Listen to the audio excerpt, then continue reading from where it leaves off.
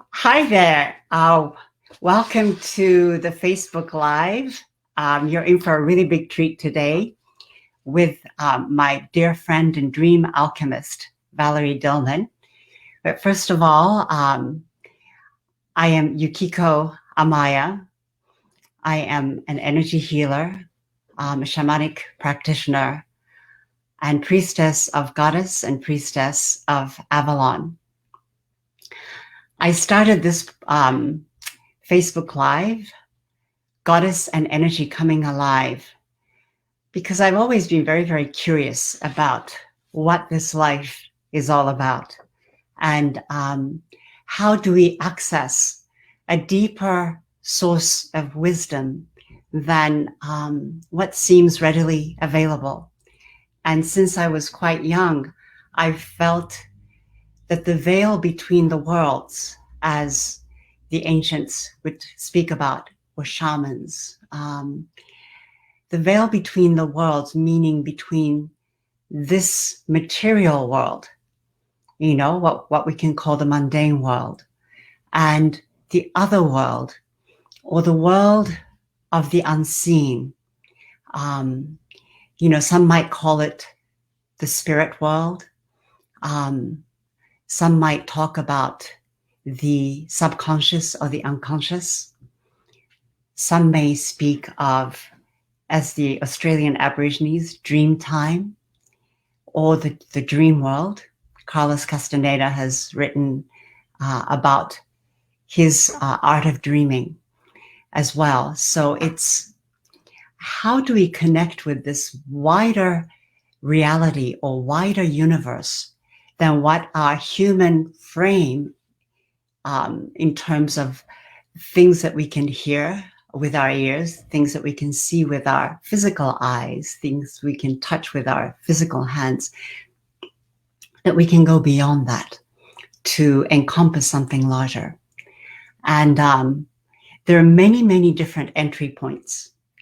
And I also want to talk about what goddess actually means for me. I think it depends on who you are. And in the way that I approach things, everything is open, everything is welcome. There is no hard set rule, because I don't feel like this world functions according to a hard set rule. It functions more according to a creative impulse. And so with me, goddess is an evolving definition in a way, or an evolving way of speaking about this intelligence or an energy of life that I sense within myself, within others, also within nature, and even within inanimate objects. I feel that there is an energy that is in a stone, for example. I can also sense energy running through the earth. There is a language and a way of knowing that goes beyond my human capacity, in a way, to know. And yet that human capacity is also connected with this immense network that I'll call the goddess. Some people call it God. Some people call it the creative impulse, life force, the infinity, the unknowable, the Tao.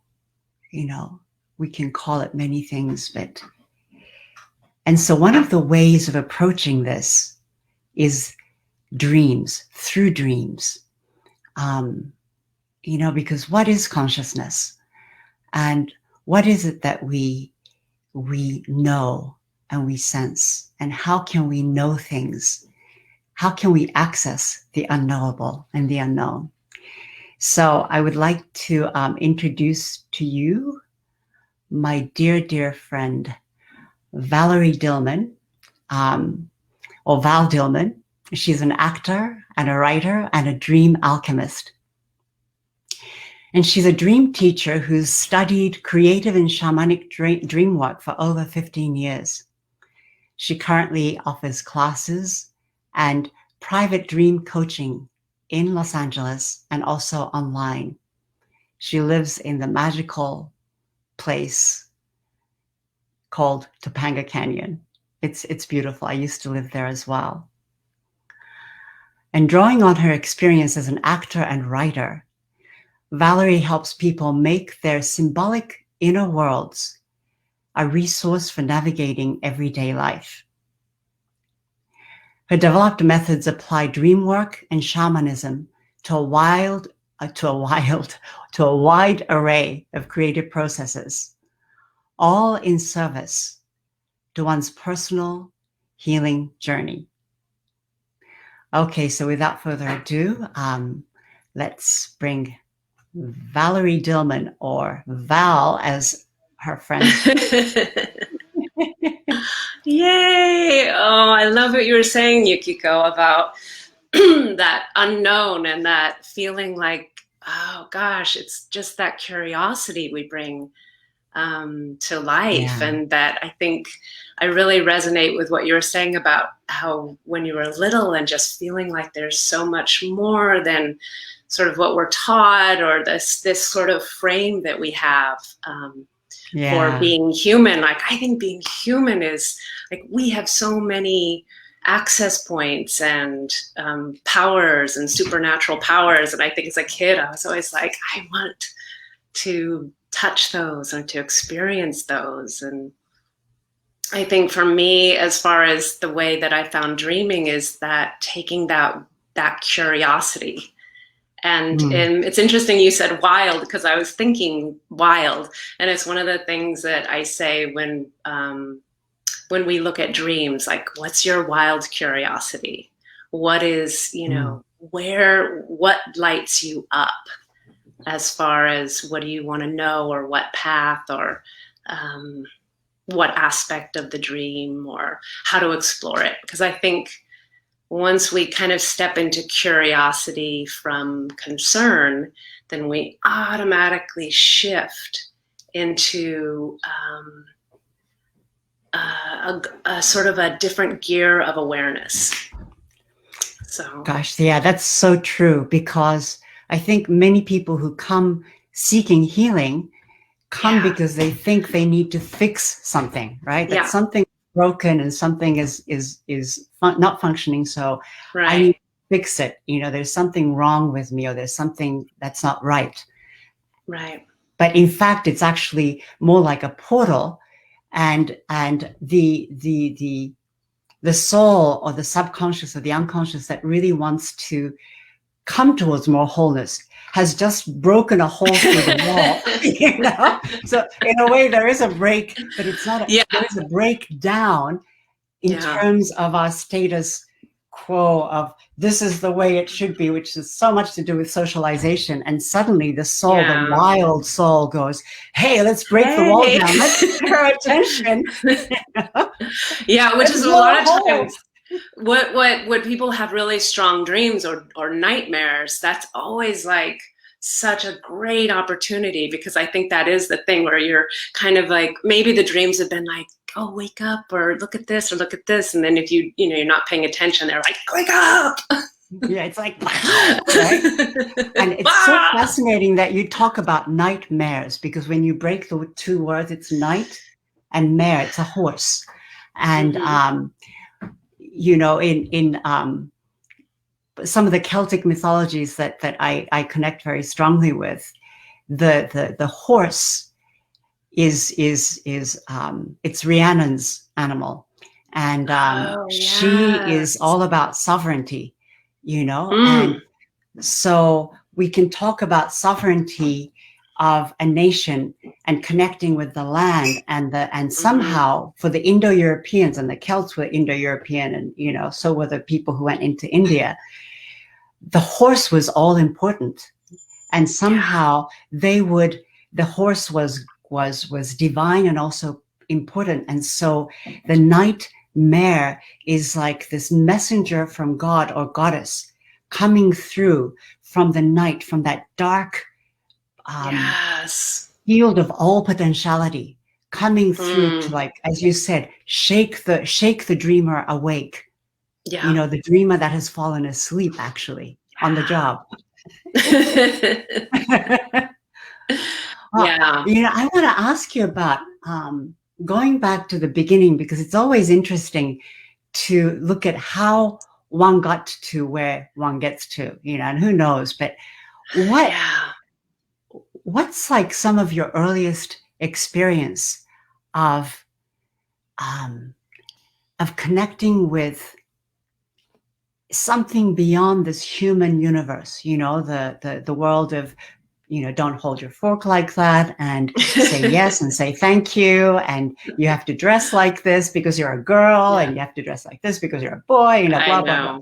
I know. Yeah. What? Yeah, I was pretty, I think I was rebellious in my own way as a kid. I was, not wanting to follow rules of how to be. And I really found myself in nature. And fortunately, I grew up in an area that had a lot of nature. And I grew up in a time where it was go out and play and don't come back until dinner. I remember that. Until the cows come home. I'll do that. So, we would I was like a little feral child in a way, or like a little elf. So, I just, nature, it's just been nature and animals, connecting with animals. And I wanted to learn how to talk to the animals. I wanted to just live in the wild. And I remember my parents had some book on hypnotism. And so I was really interested in hypnotism as a kid. And I did have very strong night terrors where I would dream, but my eyes were open and I was talking and running around, and they were really strong dreams. They were about war, and my dad said I would come in to sit by him and speak in some kind of gibberish other language with my eyes fully open. And so it, really scared my parents. So they took me in and did all sorts of tests, and basically they just took me off sugar. So I was like, and that was a time when it was like diabetic, you had diabetic chocolate or something like that. So it was, Wow. So this is really fascinating, being feral, being feral and being wild, and to be able to connecting with the wild nature, because in nature it's feral and it's wild. It's very safe, but it can be incredibly dangerous as well. In terms of how we are challenged, and it can be a life and death situation, even though we lived, as you say, in a time when you could just go out and play and they weren't worried, It was a different time. But taking that, when you entered into this dream work for the first time, what was that like? What was that like? Because in a way, that's like going into that feral, wild territory. Yeah. Is it? Yeah, it really was. I mean, my teacher who taught me creative dreaming, my main teacher, Kim Gillingham, and she's extraordinary. And I was so fortunate to be able to, I was led to her through my friend, Bernie White. And we were doing a play, and she came in and was just working with a cast for an exercise. And I think she had us find a symbol or something. And so the symbol that came to me was this knife. And it was a ritual knife. And I was, it had jewels on the hilt and this knife. And so then she said, now, you take the knife and bring it to a part of your body and just follow your instincts. And I didn't know. So my instincts were to cut myself open.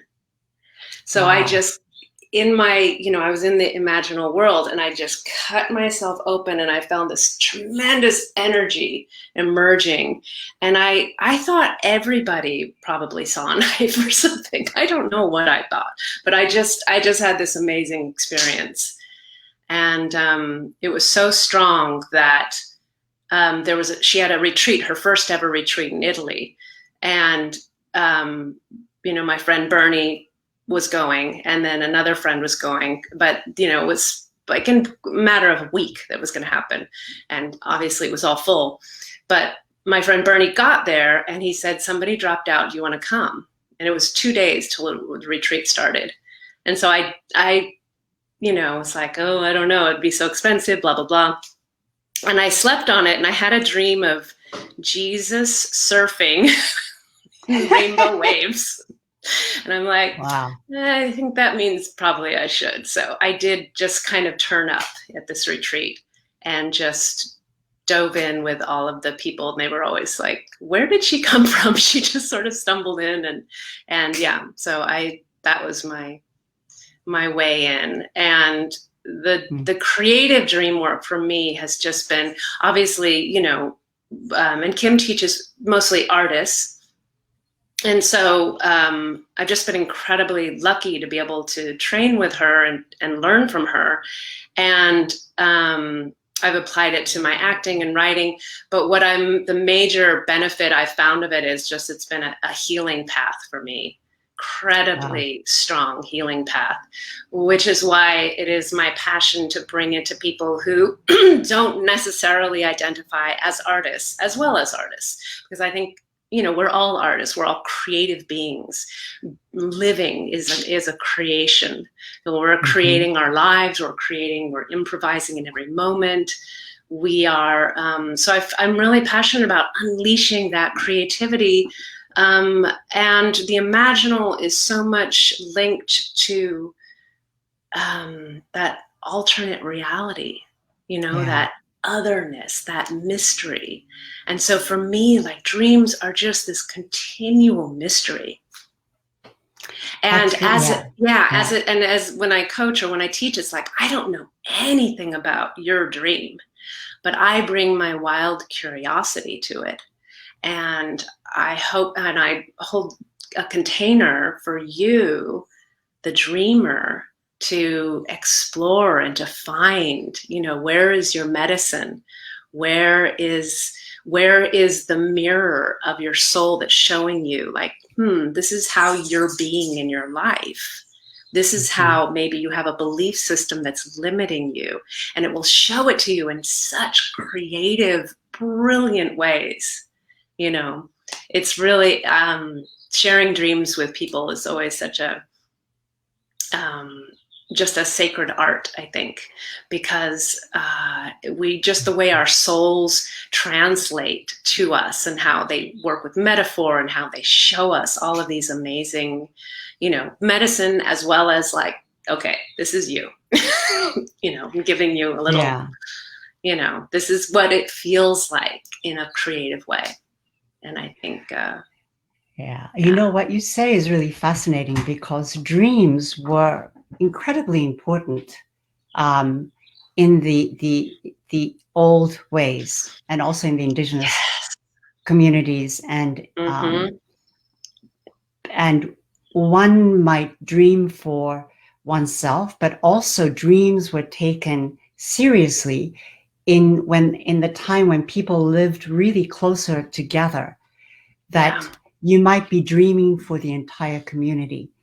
And and so certain dreamers were really, really revered, And I remember one time when I was working with Dina Metzger, an amazing shaman and a writing teacher, and we were up at Pine Mountain in California. We were all together. It was maybe about 20 women, and we were writing together. We're working on our own individual things.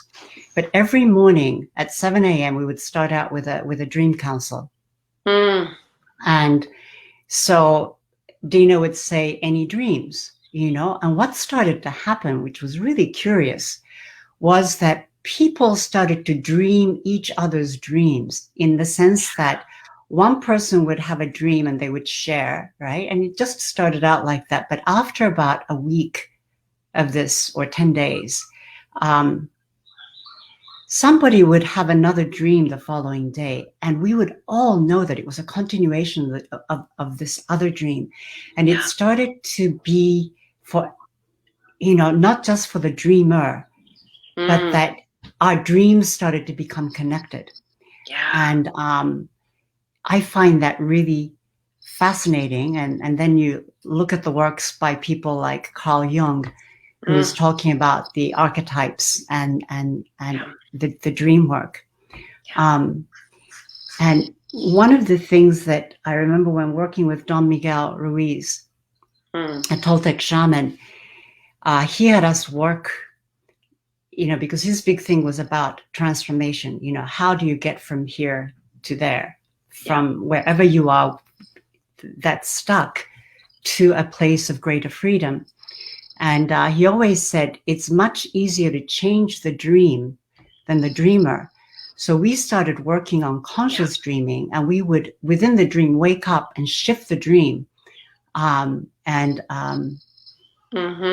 It was, and I didn't do it for a long time, but I do remember that it was the damnedest thing of waking up. And I woke up one time because I had a ridiculous dream. I was going up a spiral staircase, and it was filled with gnomes with pointed hats, and they were all climbing up, and I was climbing up with them. And at one point I thought, this is really weird. And then I thought, oh my gosh, I must be in a dream, because this couldn't possibly be happening in real life.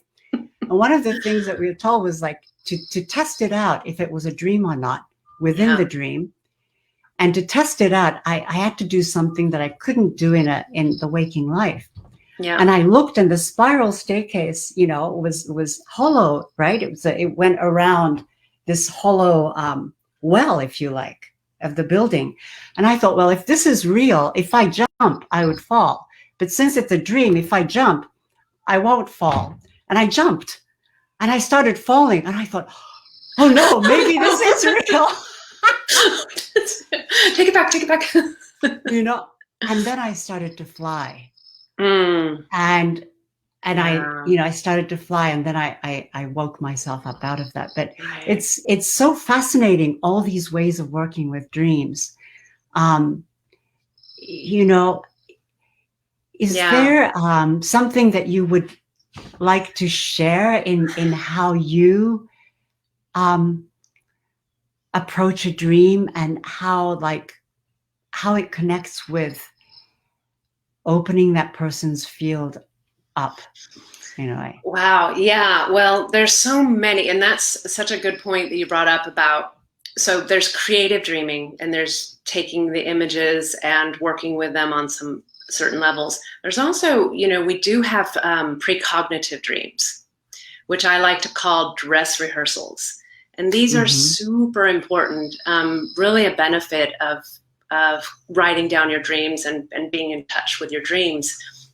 Because sometimes you'll dream, or, I've dreamt of things, situations where, maybe a sticky situation, or maybe, something's going on, and then I'll have that situation happen in real life.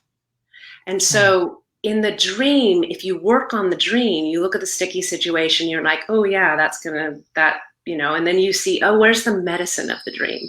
Like, where's the sweet spot? Where can you lean in? What is the healing image of the dream? And so then what I found was, when it started playing out in real life, I could go, oh wait, what was the medicine of the dream? What was the healing image? And then I could apply that in real time. So I kind of like, if you think of a time in your life that was, kind of intense, and you had a heads up that it was coming, how you might change it, or how you might, in the waking dream in your real life, act a little differently because you've worked on it in your dream.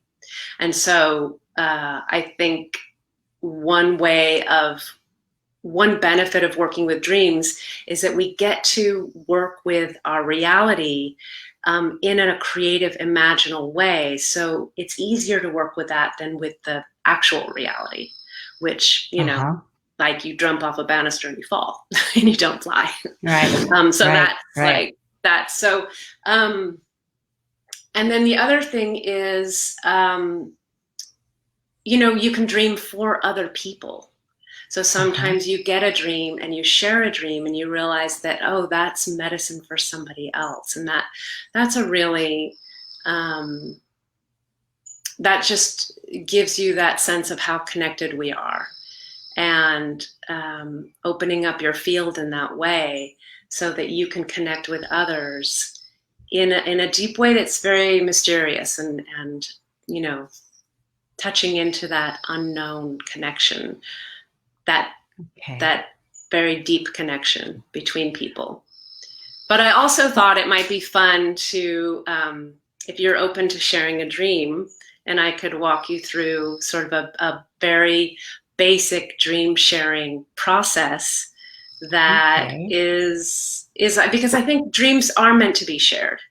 And I think that really does build community. And because dreams are so archetypal, they can be, that it's easy to learn from them when we share them. So. Wow, okay. I have a lot of dreams, but I think the one that I'll share is it was a recurring dream when I was very, very young, and Great. Probably it started when I was in the yeah. Okay, I will share that dream. Yeah. And so this was all throughout my childhood, from when I was a baby and till about maybe about 8 years old. And so the dream was, and before you start sharing, I just want to say to everyone listening, just to really take in the dream images and imagine that this dream that Yukiko is about to share has also been gifted to you, that it's your dream. So if you're hearing it, then it's for you as well. So just to really maybe come into a neutral place, get in touch with your breath, feel where your body is making contact with the chair, with the ground. Take a nice deep breath.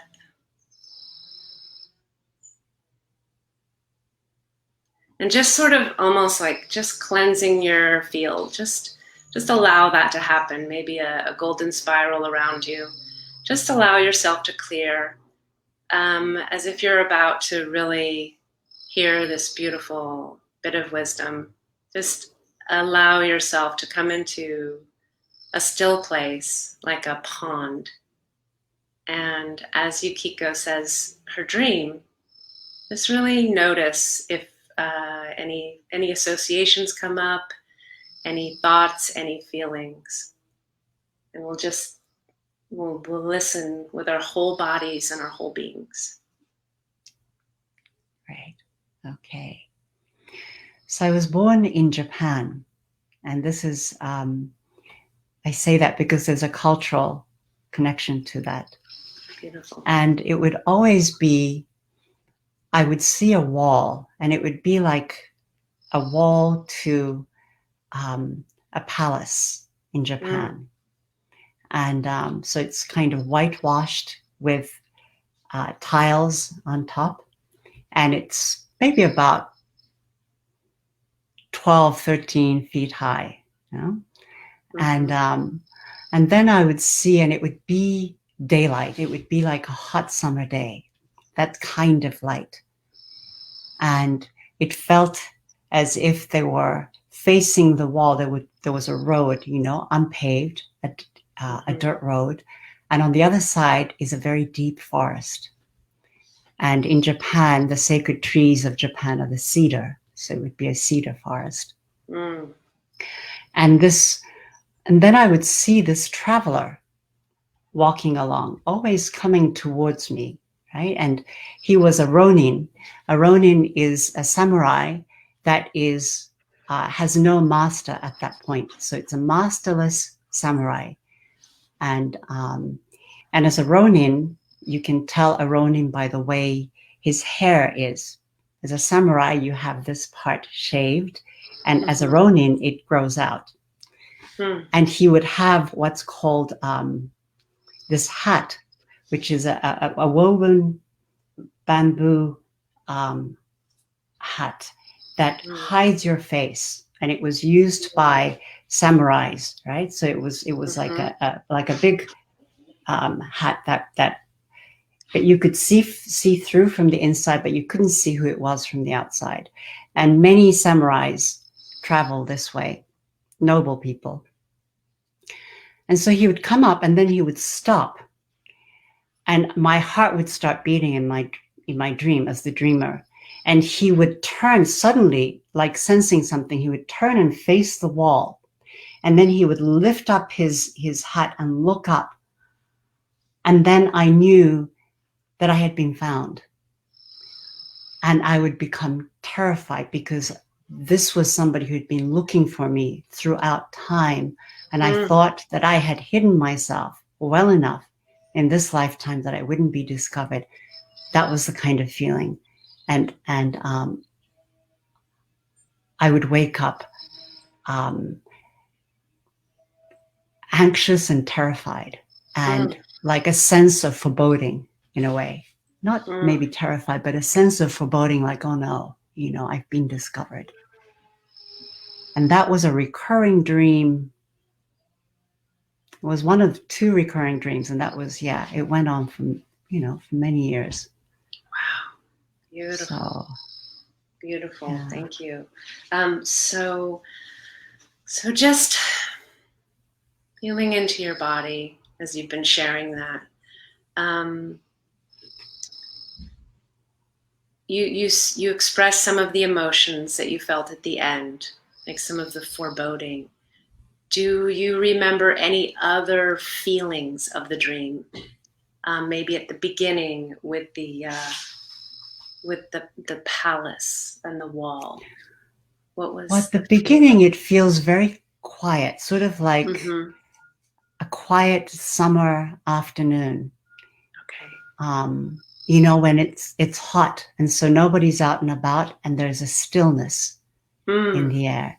And so it feels really still, like anything is possible. Good. And what's that feeling like? What's the emotion around that? Just a feeling of calmness, and openness. It's not, it's just like a calmness and an openness of just, feeling. Oh, good. Really, can you just repeat that? Really. It's like, yeah. And for people listening, go ahead and repeat that beautiful gesture. Good.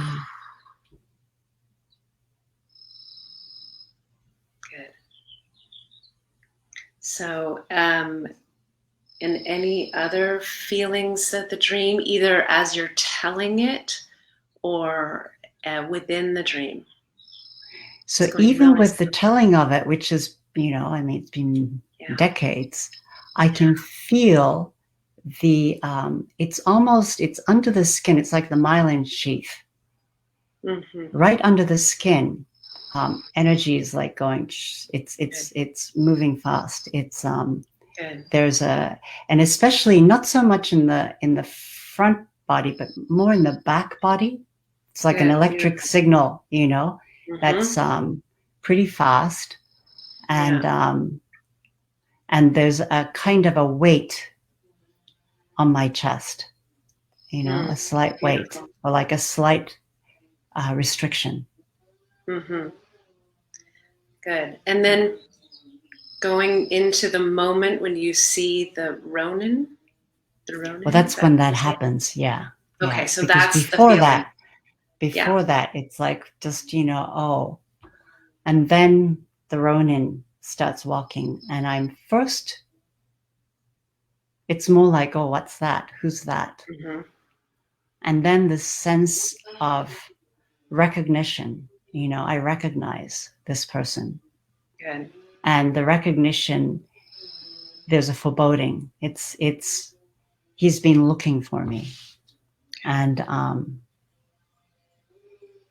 yeah, he's been looking for me, and I don't remember why, but I didn't want to be found. Mm. And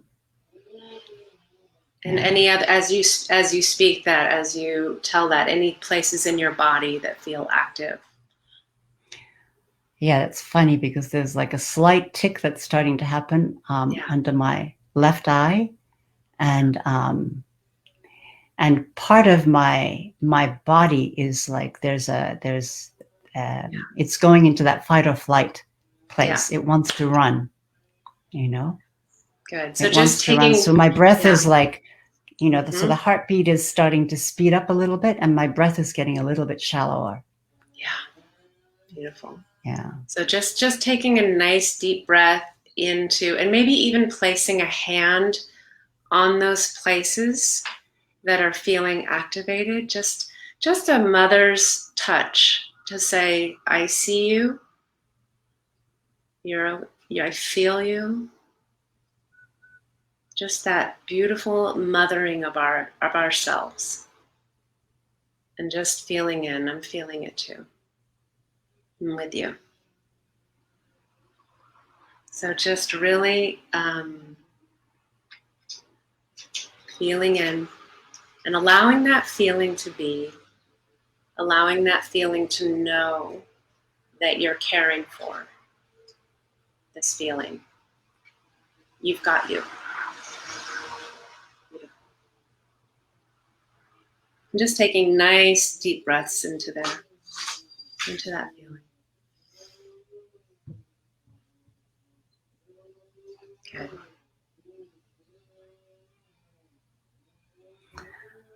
Good. And so now, just going into some of the associations. Like you were saying that, tell me what a Ronin is again. As if I'm a person from a different planet and I have no idea. Like into the most basic essence. Which in a way is true, right? It is true.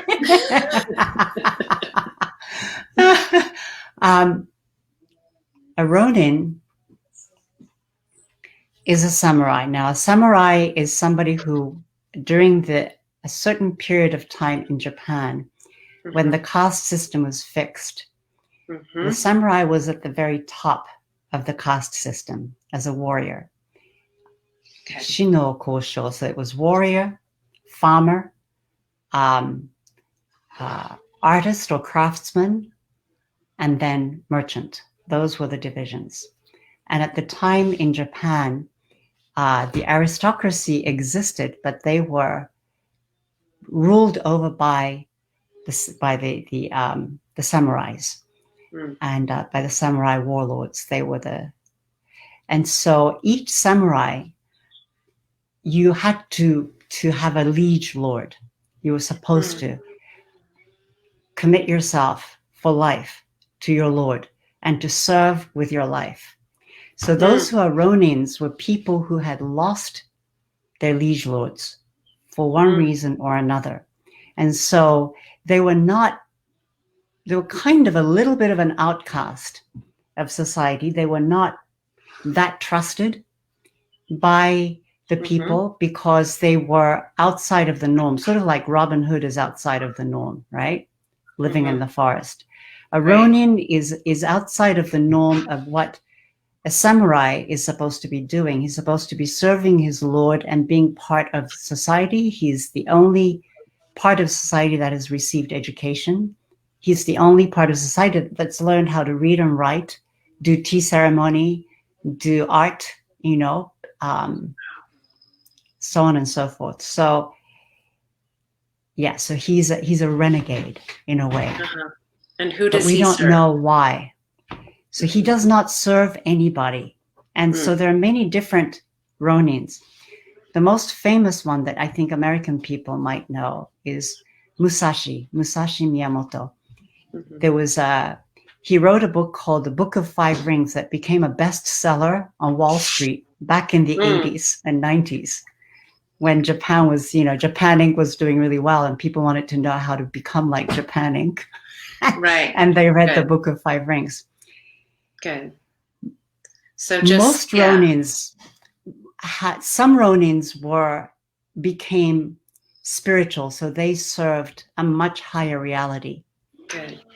And so in this sense, in the dream, just going back to this Ronin and just sensing into this particular one. Okay, so my heart sinks. Good. Because good. he's serving he's serving the one that I ran away from. Good. The one that you ran away from. Yeah. And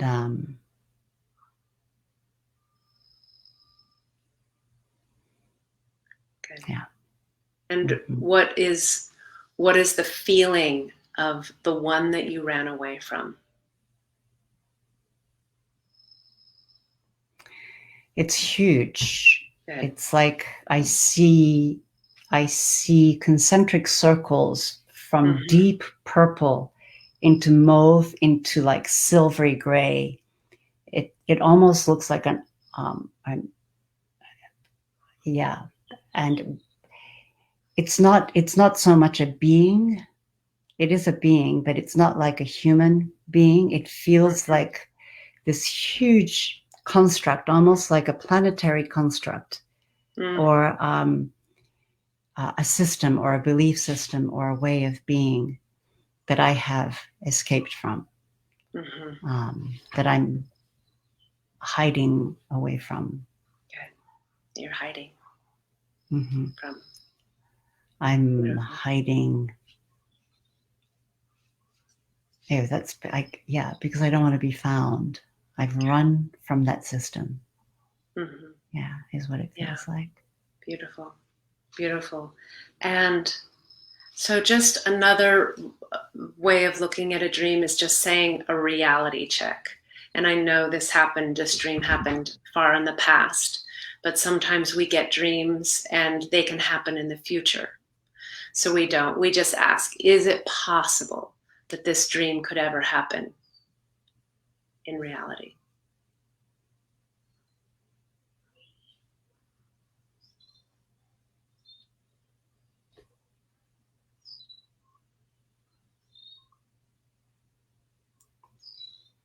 I'm not getting either way.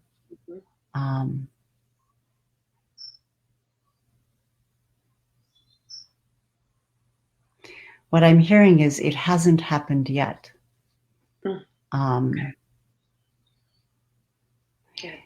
And to the question of will it happen, I get it depends.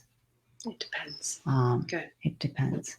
But one of the memories that I have, which is one of the earliest memories I have, is that I mustn't forget where I came from and why I am here.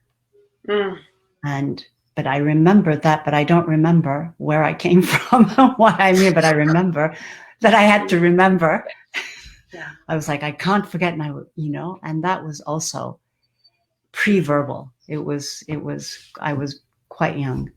Yeah, beautiful. Because I remember that, this was a very strange place that I had landed in, Earth, where people couldn't really understand each other.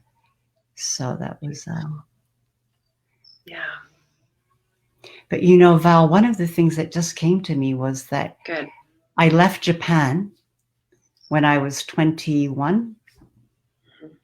I left Japan because I felt that I couldn't be there because I was too stifled. And in order to find myself, I needed to leave. And so I always called it looking for my home. I looked for my home, and I never found it. I never found a home. So I looked within and created a home within, to make a long story short. But this looking at it, I'm feeling more like it wasn't to go and find a new home, but it's almost like I had to run away. It feels more like running away. There was something that I'm running, that I was running away from. Yeah. Beautiful. And so what do you want to know about the dream? Where is your curiosity? My curiosity is I guess in what I said, what is it that I'm running away from? Yeah. And who has come to find me, Yeah. The who. And yeah. Beautiful. And why am I behind the wall, hidden? Because the dividing line is between the wild forest, yeah, and human society. And there is like, Aronian is also sort of like a monk in a way too. Yeah. This figure that is saying, almost like, wake up. We have found you. You need to like find yourself and cross over into that wilderness. Beautiful. So good. So then, and this is what I would say for people listening to the dream, imagining that it is your dream, imagining that you've been with all of the different layers that Yukiko has unveiled for us as to the archetypes. So listening to this dream, imagining that it's my dream, knowing that I know nothing about your dream, you only know about your dream. But if it were my dream, I might want to go, and I'm very, very curious about that, Ronan. I would want to create him with art. I would want to draw or paint him. I would want to journey back into the dream and speak with him. I would want to, again, journey back into the dream and take his energy into my body and allow his energy and his wisdom to express through me and as me. I would really want to claim whatever wisdom he had come to show me. I would want to find out from him directly why he is looking for me. And I would, and this is sort of what I love about this dream work that I've been taught, is that we journey back into the dreams, and we, this is the embodiment of the dream. So embodying these very potent dream energies, this Ronan, this figure, and to be able to hear from his point of view and to be able to feel it in my body, this, dream energy. And that's how I would think. And I'd also be, if it were my dream, I'd be really curious about traveling into that forest and what that, so I might want to go and maybe have an adventure in there. And I would encourage anybody who's listening to, if you want to add anything into this mix with the, if it were my dream, anything you noticed coming up in your bodies, in your psyche. It's such a beautiful dream. So I'm really, thank you so much for sharing it. And in the dream work, we like to take a physical or a concrete action. So what would you like to do to honor the dream, so that you can bring it into the... I would like to take one of my wands that I made from a Japanese tree and take it to the goddess spring that I have on my land, and it's in the forest, and sit with that wand to receive his wisdom. Because as I was listening to you speak, I saw his face, and it's a very kind face. It's actually a kind and very trustworthy face.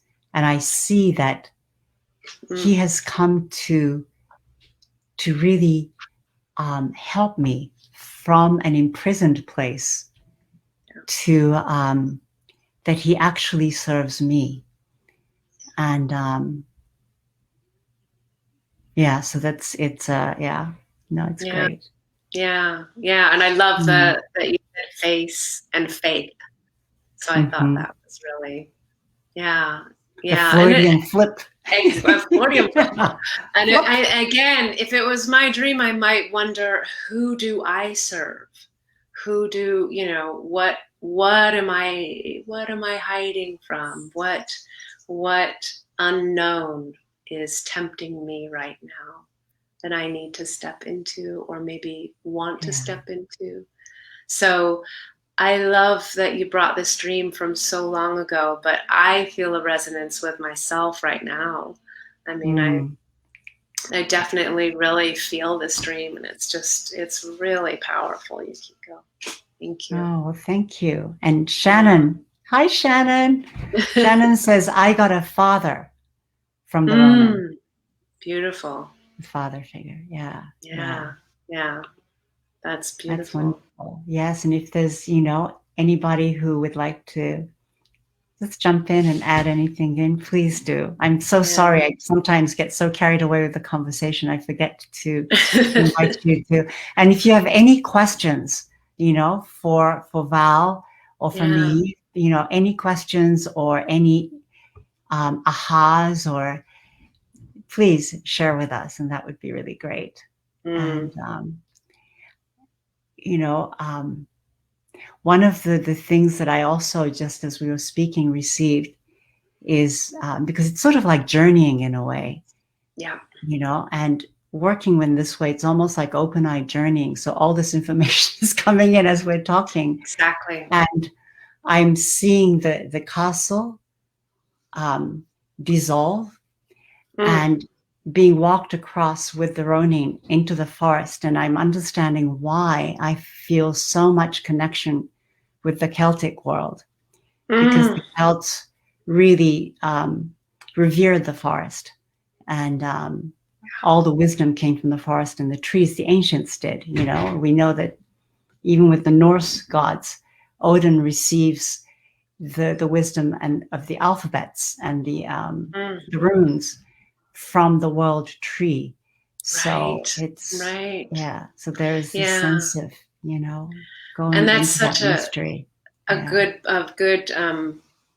point to bring up is that anytime that we touch our dreams, no matter when we had them, we truly are entering we're stepping into a different portal. It's an access point.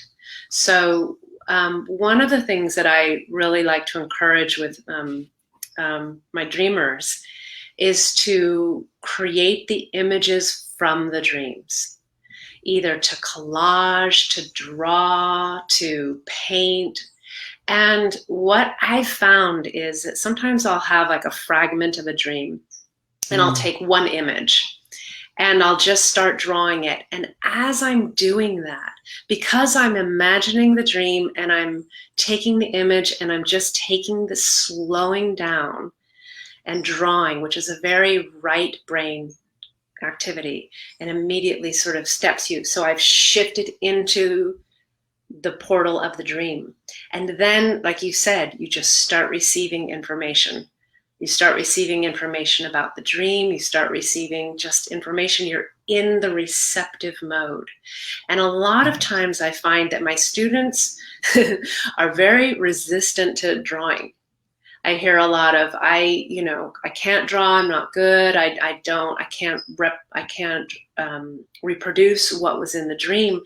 And that's just the left brain, our kind of critical mind, shutting our show down.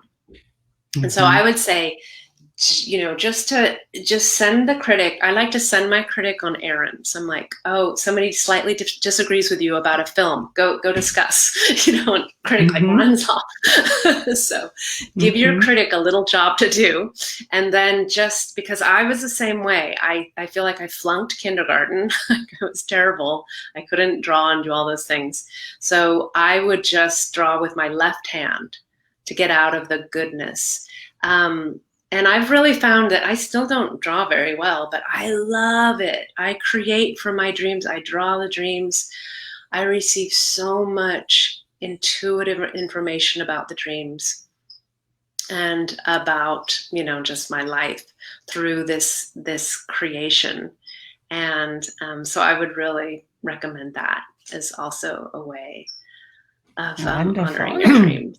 Yeah. And Shannon also says, send your critic on errands. I love this. One of the best questions Val taught me was, how did you feel when you woke up? What was the feeling of the dream more than the specifics? How important are the specifics to the subconscious? So yes, and that is, it's feelings are so important. How you feel when you woke up, how you feel as your day. So that brings you in, but the specifics really, to me, unlock the archetypes. So I might dream. So I recently had a dream about a tiger, and I dream about big cats a lot.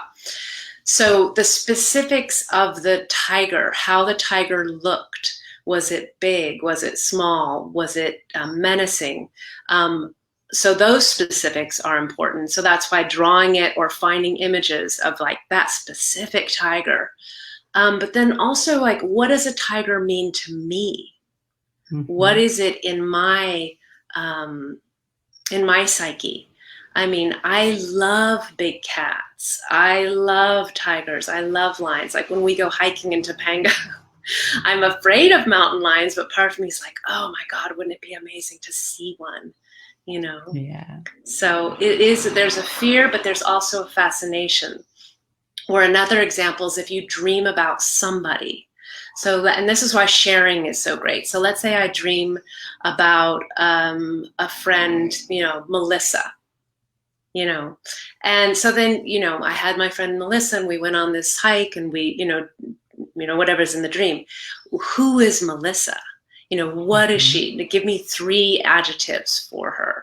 So that's just this, like, why did I dream of that specific person? What is that what does that specific person hold for me? And when you tell somebody that doesn't know that person, well, she's maybe she's kind of critical, and she's kind of, when I was a kid, she was always a little bit mean to me.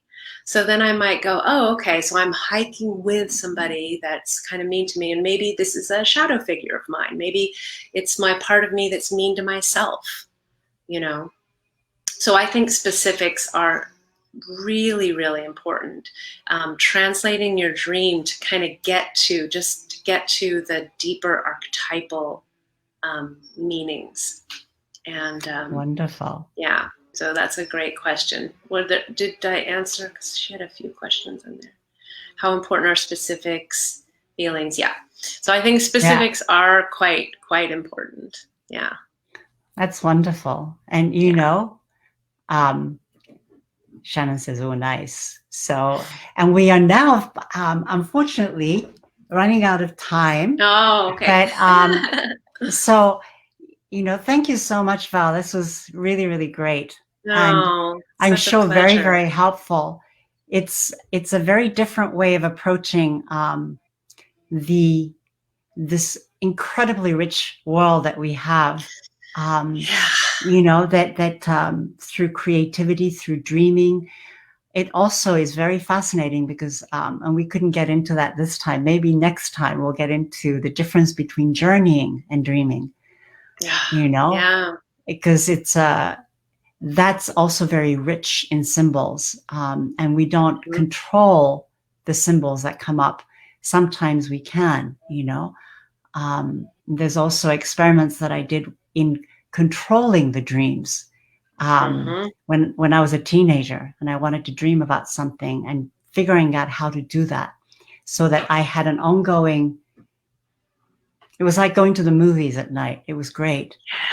I would decide on the cast of characters and the storyline, and then I would just go in, So what is this amazing faculty that we have as human beings?